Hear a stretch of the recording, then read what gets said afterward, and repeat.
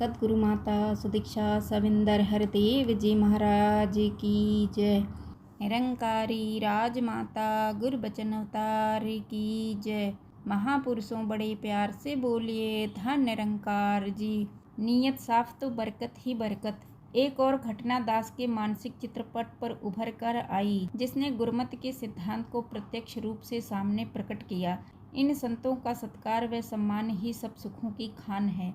एक बार एक पति पत्नी हुजूर बाबा जी के पास आए।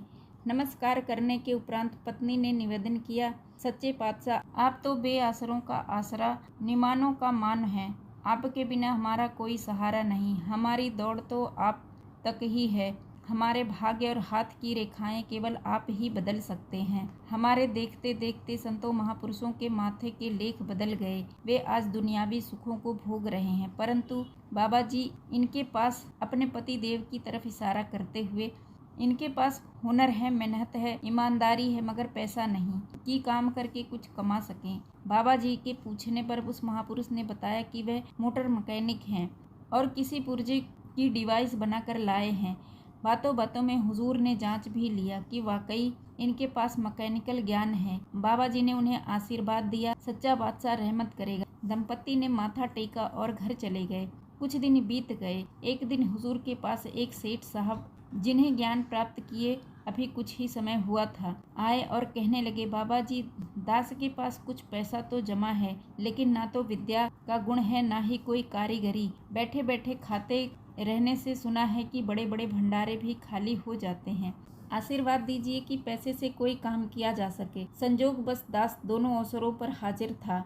दास के दिमाग में एकदम ख्याल आया कि अगर सेठ साहब के पास धन और पहले आए हुए महापुरुष की कारीगरी को मिला दिया जाए तो इनका पैसा और धन को कमा लाएगा। साथ ही साथ उस दिन वाले मैकेनिक महात्मा को भी काम मिल जाएगा, अर्थात दोनों का गुजर आसान हो जाएगा। दास ने अपनी तरकीब बाबा जी के सामने रख दी। यह सोचा भी नहीं कि बाबा जी को तो अपनी राय देने का मौका दूं। भक्त वत्सल गुरु ने दास की तरकीब की कदर की और आज्ञा दी कि दोनों पक्षों को मिला दिया जाए, आगे स्वयं ही बातचीत कर लेंगे। दास ने दोनों महात्माओं को मिला दिया। सेठ साहब का पैसा और मैकेनिक महात्मा का हुनर जब मिल गया तो इस छोटे से व्यापार में से ही अच्छी कमाई होने लगी। ज्यों ज्यों कमाई बढ़ने लगी त्यों त्यों सेठ साहब का लालच भी बढ़ने लगा।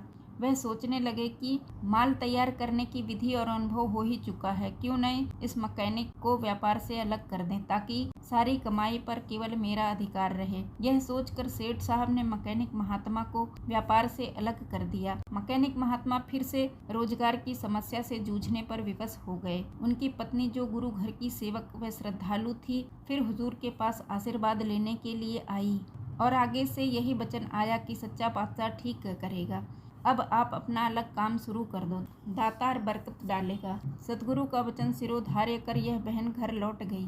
कुछ ही दिन में किसी पारिवारिक सदस्य से उन्हें कुछ पैसा मिल गया और उससे गुरु के वचन को निभाते हुए उन्होंने एक छोटी सी वर्कशॉप खोल ली। दातार की कृपा से इस वर्कशॉप में माल बाद में तैयार होता था, बिक्री पहले हो जाती थी। अच्छी कमाई होती देखकर दातार का धन्यवाद करने के लिए उन्होंने निश्चय किया कि घर और वर्कशॉप में हुजूर के चरण टलवा कर खूब सेवा की जाए।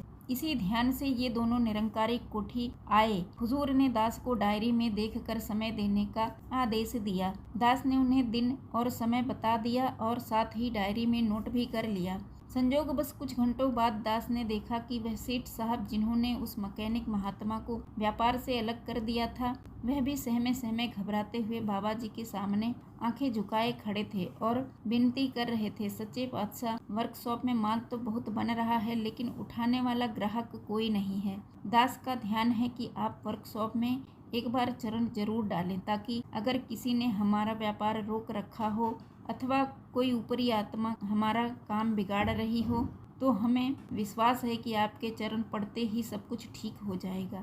बाबा जी ने इस महात्मा को समय देने के लिए दास को आदेश दिया ताकि डायरी में नोट कर लिया जाए। यह भी एक संजोग ही था कि उस सेठ साहब के लिए भी वही दिन निकला जो मैकेनिक महात्मा को दिया था। निश्चित दिन आ गया। सेठ महापुरुष का घर पहले रास्ते में पड़ता था। वहां से होकर मैकेनिक महात्मा के घर चरण डालने जाना था। जब बाबा जी सेठ महात्मा के घर पहुँचे तो उन्होंने बड़े चाव से सेवा की, चरणामृत बनाया और अरदास की, बाबा जी हमारा व्यापार अगर किसी ने बांध रखा है तो आशीर्वाद देकर जाएं कि फिर से वारे न्यारे हो जाएं और काम में भी बरकत पड़ जाए। इस महात्मा के बार बार यही कहने पर हुजूर बाबा जी ने उन्हें समझाते हुए फरमाया, सेठ जी, जिस महात्मा को आपके साथ लगाया था और जिसने आपका व्यापार चलाया था उसे अलग करके आपने अच्छा नहीं किया। आपकी इस भूल ने ही आपको बांध रखा है, किसी प्रेत आत्मा ने नहीं। अभी हुजूर ने वचन पूरा भी नहीं किया था कि सेठ जी को अपनी भूल का एहसास हो गया कि किसी संत महात्मा को नाराज करने के साथ साथ उसका हक छीनने से हम दैवी कृपा से वंचित हो जाते हैं। सेठ जी चरणों पर शीश झुकाकर बच्चों की तरह हुजूर बाबा जी से क्षमा मांगने लगे। उन्हें यह भी पता लग चुका था कि उनके घर के बाद हुजूर ने उस मैकेनिक महात्मा के घर चरण डालने जाना है। सेठ जी ने हुजूर से विनती की, यदि आज्ञा हो तो वह भी उस महात्मा के घर जाना चाहते हैं।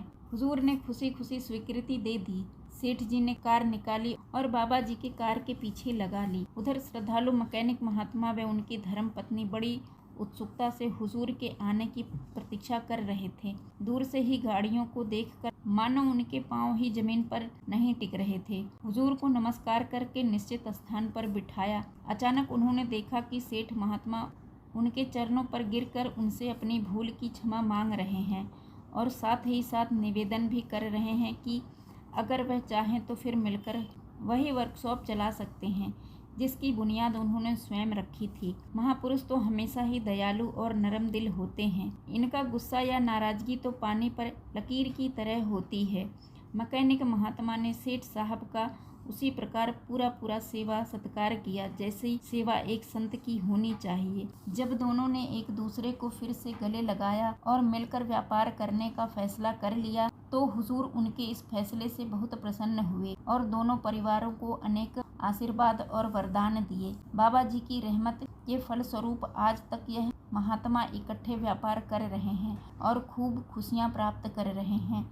जब इन संतों के घरों से वापस आ रहे थे तो पूरा दृश्य आंखों के सामने आ रहा था। दास सारे रास्ते इस मधुर मिलन पर झूम रहा था और साथ ही साथ यह बात भी ध्यान में आ रही थी कि दैवी कृपा भी वहीं बरसती है जहाँ नीयत साफ हो, मन पवित्र हो। दातार से ऐसा ही बनने की मन ही मन प्रार्थना करते हुए ना जाने कब हम घर पहुँच गए। महापुरुषों प्यार से बोलिए धन निरंकार जी।